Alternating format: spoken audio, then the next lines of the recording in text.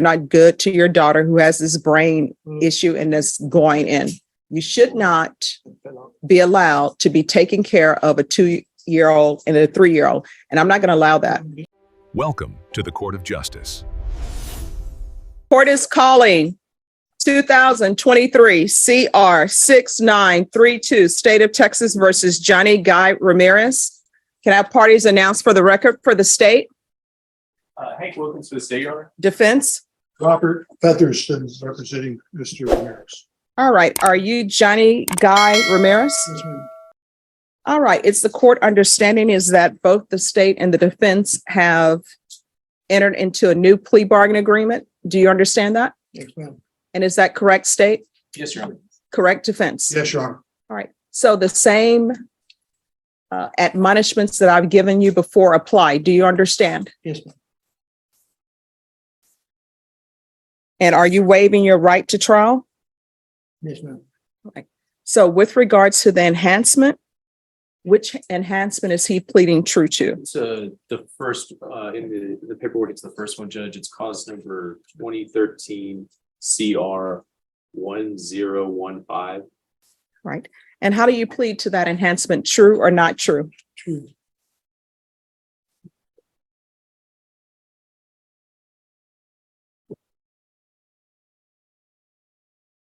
All right. With regards to the plea bargain page, did you review that page with your attorney? Did you understand it? Yes. All right. So according to the plea, you agree that you've been previously convicted of enhancement. Paragraph 1, the punishment is to be assessed at 10 years in the prison. The state is silent on your application. Did you understand that to be the case? Yes, ma'am. All right. And defense, is that the plea? It is, Your Honor, with this application for deferred. All right. And state, is that the plea? Yes, Your Honor. I'm going to show you the waiver of appeal paragraph. Did you review that paragraph with your attorney? Did you understand it? Did you sign it in both places? Yes, ma'am. Did you understand by signing that you're waiving your right to appeal? The only items that can be appealed are written pretrial motions that have been filed, heard, and ruled upon by the court. Did you understand? Yes, ma'am. Counsel, have there been any such motions? No, Your Honor. And then state, it's the court understanding as well. And we're going a little bit out of order here because there's been a new plea bargain agreement reached. But state, are you offering into evidence state's exhibit number 2, which is the judgment? Yes, Your Honor. Any objection? No objection, Your Honor.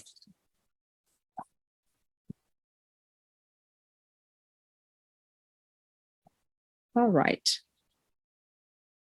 And outside the agreement, the state is requesting a TAP evaluation. Did you understand that was a recommendation from the state and the court does not have to follow that recommendation? Yes. All right. You previously pled guilty. Do you still wish to enter a plea of guilty? Yes. All right. State, do you have any evidence to support this plea? Your Honor, I offer state's exhibit 1 in the attachments. No objection, Your Honor. All right. The court has previously reviewed that. Mr. Ramirez, do you understand the previous admonishments that the court gave you with regards to states exhibits 1 and 2? Yes. All right. The court has reviewed states exhibits 1 and 2. The court will find there's sufficient evidence to find you guilty. Court will defer finding of guilt as you've applied for deferred adjudication. Do you understand that in regards to your application for deferred adjudication, if the court were to grant that, if for any reason your deferred adjudication were revoked, the court could find you guilty and sentence you up to 20 years in prison? Yes, ma'am. Knowing that, do you still wish to apply for deferred adjudication? Yes. All right. Is there anything you wish to say on behalf of your client? Judge, the court and the state are both being very kind. He has accepted responsibility for his actions in this case, and we respectfully request that the court follow the plea agreement and give him a deferred. All right. Are you employed? Actually, no, ma'am, I'm not right now. All right. Take care of my kids at home. I'm sorry. I'm taking care of my kids at home. All right. How old are your children? 2 and 3. And the 16-year-old? She goes to school. She goes to school, and my other daughter goes to school too. All right. If you're drug tested today, what are the results going to be? Well, I am still dirty. Dirty for what? For both meth and for marijuana. All right, so you shouldn't still be dirty for meth and marijuana since this plea was originally taken on October 13th. So it's clear to the court that you have a drug problem. Yes, I guess nobody's ever given me no treatment. No. We're doing this one step at a time. Okay. So you have a drug problem. Yes, ma'am. Your problem is with meth. And you're not any good to anyone if you're using meth. You're not good to your daughter who has this brain issue and that's going in. You should not be allowed to be taking care of a 2-year-old and a 3-year-old. And I'm not going to allow that. I don't do it like when I take care of them and stuff. No, right now, you should not be allowed to take care of 2-year-old and 3-year-old. Let me ask you this question. Yes, ma'am. Let's say you need a babysitter, right? Yes. And somebody has recommended me to you. I come out, I meet the family. Everybody says, oh, Stephanie's great. So I come out to your house and you and your wife say, you know what? We're going to see if the children like her. Children love me. I'm the Black Mary Poppins. You all take a break. You said, we're going to test her. We're going to turn on cameras and we're going to tell her we're going to the store. You go to the store. I'm still the same great person. And you come back and the children are like, please, can we keep the Black Mary Poppins? And you guys say yes. So you all decide to hire me. And I'm like, oh, I'm so excited. And then as I'm walking out the door, I said, you know what?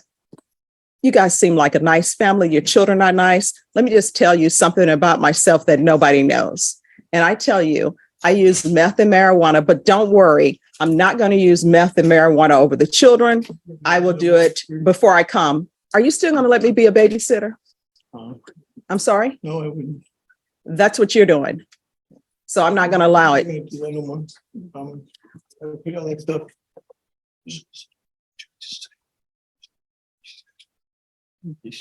So you're not going to be allowed to take care of a 2-year-old and 3-year-old. You understand? And you need to get a job. There's no excuse for you not having employment. And if you're on deferred out of this court, I require people to have employment. And would your wife test positive? No. So here's the thing about that. Your wife then, since she won't test positive, she's holding everything down by herself. She has employment. She's dealing with her daughter who has these medical issues that she has to take to Houston. She can't depend on you to drive to Houston because you're using meth and drugs. She has a 2-year-old, 3-year-old. She can't depend on you. So right now, you're not bringing anything to the table. But when you're on deferred adjudication out of this court, you're going to bring something to the table. You understand? I'm sure I will. And change. All right. It's going to be 10 years deferred adjudication.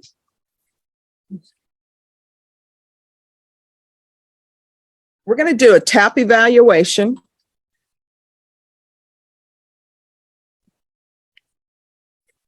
And he's going to follow TAP recommendations. So if it recommends inpatient treatment, you're going to inpatient treatment. And the fact that your daughter has a medical issue, you're still going into inpatient treatment. You understand? Yes, ma'am. And counsel, if you can see, maybe Lifetime Recovery will accept him into their inpatient program. I'll check on that, Judge. All right. There is going to be the UA hotline, proof of employment within 30 days. There's to be no employment as a home health care provider or with minors. There's to be no unsupervised contact with minors. Doesn't matter if it's your child or not, you're not to have unsupervised contact with them. So there needs to be an adult if you're going to be there. And if the adult says, I need to go to the grocery store real quick, you take care of the children, you better tell them no. You understand? Yes, ma'am, I will. I'm going to want field visits 1 time per month until further notice or until he's at the Lifetime Recovery Residential.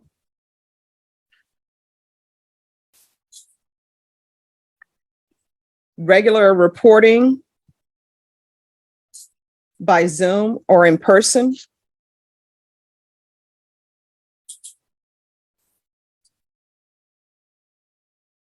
$200 hours of community service restitution.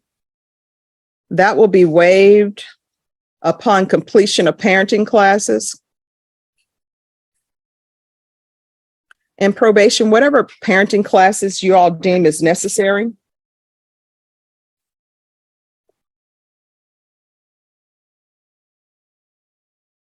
All right, probation, is there anything else he needs? Oh, no. All right, is there anything else you need from this court to be successful? Do you need anything else to help you not come back here for a revocation? All right, I'm going to show you what's entitled Trial Court Certification of Defendants' Rights to Appeal. Did you review that with your attorney? Did you understand it? And did you sign it? Yes, ma'am.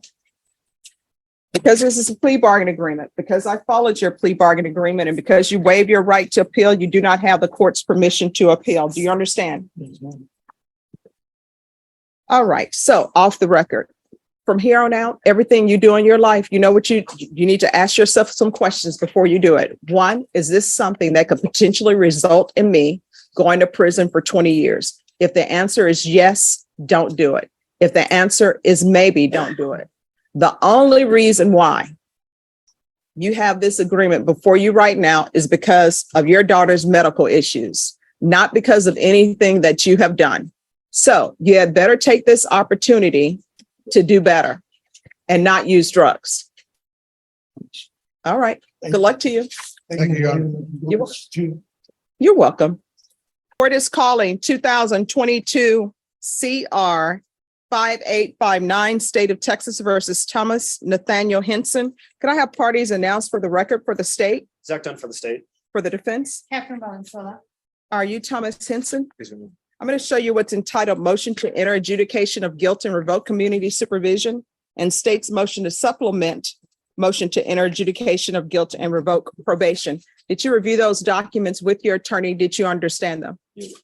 Are you the same Thomas Nathaniel Henson who was placed on deferred adjudication in 2022 CR 5859 for the offense of aggravated assault with a deadly weapon on September 15, 2022 for a period of 4 years? Yes, ma'am. State?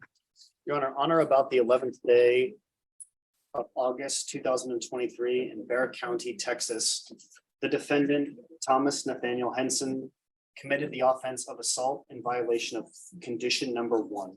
How do you plead to that? True or not true? True. State? And Your Honor, there's an agreement. The other allegations? There are none, Your Honor.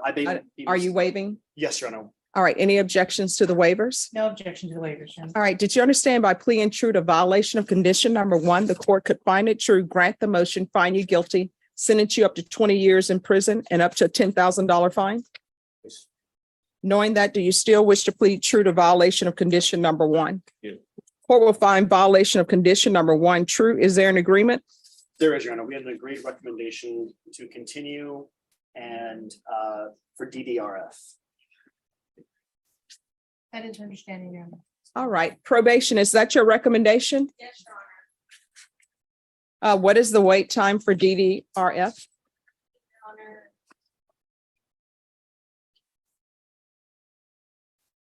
The wait time is 6 to 13 weeks. Do we have any other alternatives? State ISF cooperative track, Your Honor. That wait time.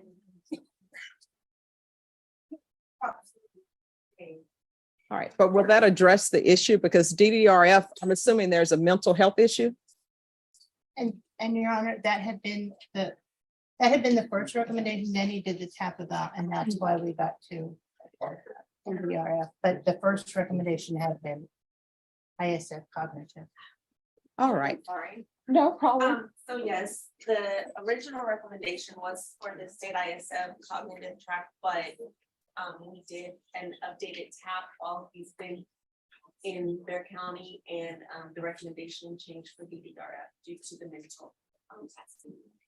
All right, so the new number 1, who is the complainant?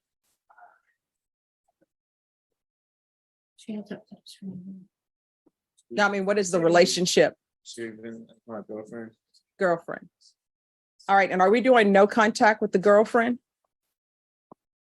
I believe there had been, she did sign an affidavit of non-prosecution. We did enter a plea to proceed with the treatment that he believes he does need, Your Honor.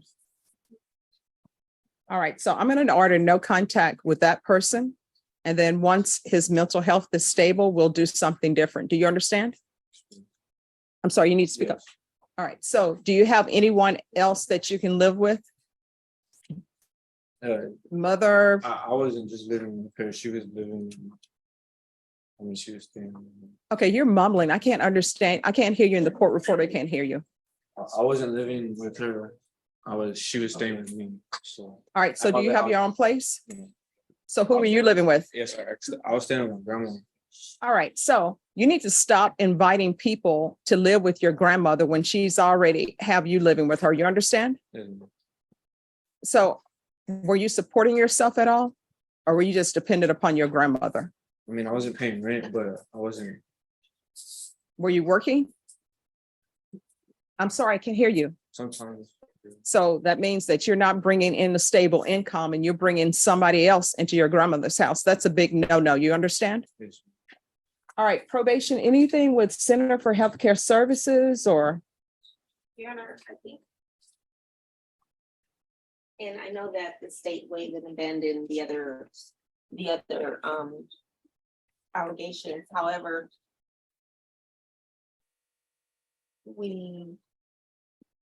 He last reported to probation in March.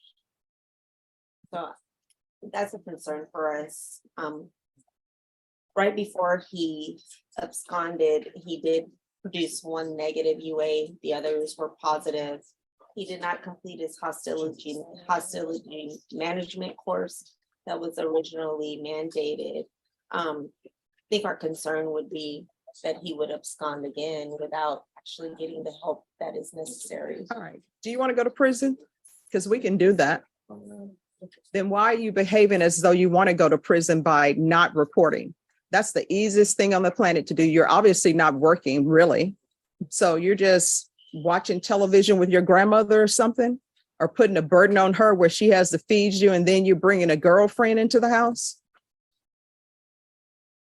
That seems like all you were doing and not doing well on probation. Do you want to go to prison for up to 20 years?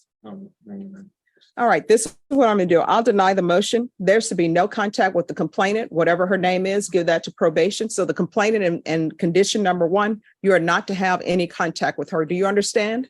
So as far as your probation is concerned, that relationship is over. Do you understand? Do you have any children with her? So that relationship is over.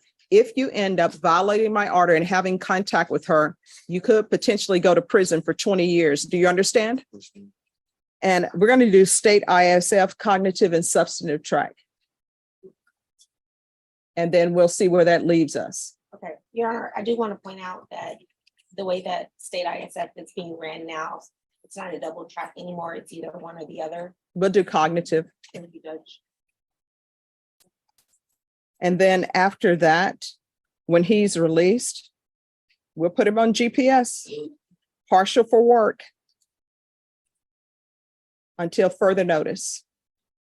And you to reside at your grandmother's house. You understand?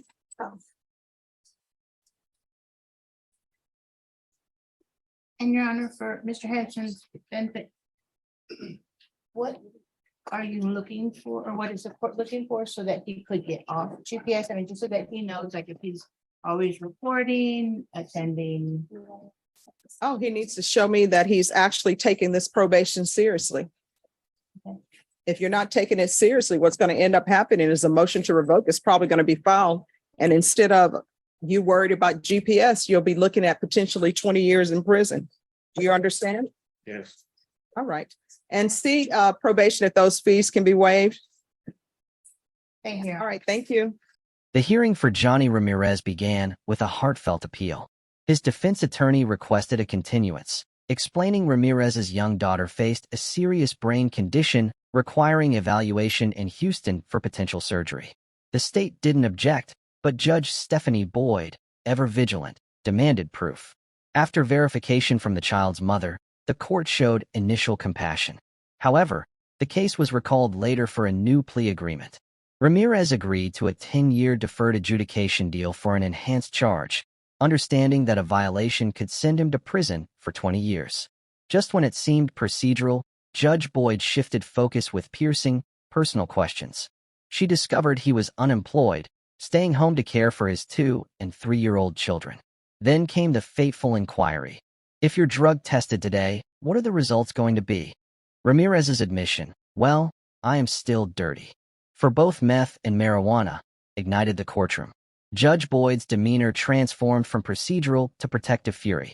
She dismantled his position with brutal clarity. You have a drug problem. Your problem is with meth. You're not any good to anyone if you're using meth. I'm not going to allow you to take care of a 2-year-old and a 3-year-old. In her decisive ruling, Judge Boyd granted the 10-year deferred adjudication, but loaded it with conditions designed to destroy his destructive lifestyle. She ordered a TAP drug evaluation with mandatory compliance, proof of employment within 30 days, a UA hotline for random testing, a ban on unsupervised contact with minors, including his own children, 200 hours of community service, and restitution waived only after completing parenting classes. Her final warning was a masterclass in consequence. Before any future misstep, he must ask if it could lead to 20 years in prison. If yes, don't do it. This was not just sentencing. It was a stark, emotional intervention from the bench.